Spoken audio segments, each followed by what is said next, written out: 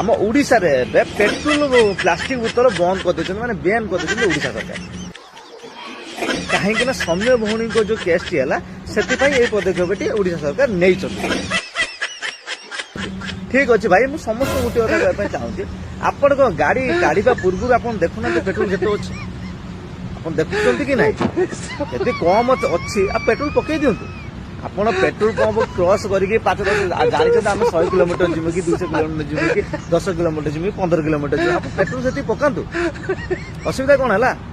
ହଉ ହେଲା, ତୋ କଥା ବି ଆମେ ମାନିଲୁ।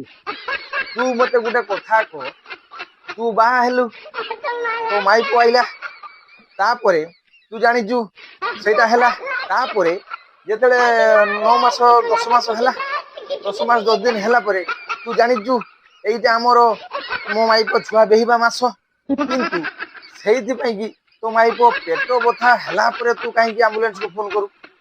କାହିଁକି ତୁ ଜାଣିଛୁ 9 ମାସ 10 ମାସ 10 ଦିନ ହେଇଗଲାଣି ମୋ ମାଇ ପୁଅର ଛୁଆ ହବ, ମୁଁ କାହିଁକି ହସ୍ପିଟାଲ ପୂରଣ କରିବିନି? ଆମ୍ବୁଲାନ୍ସ କୁ କାହିଁକି ଅପେକ୍ଷା କରିବି?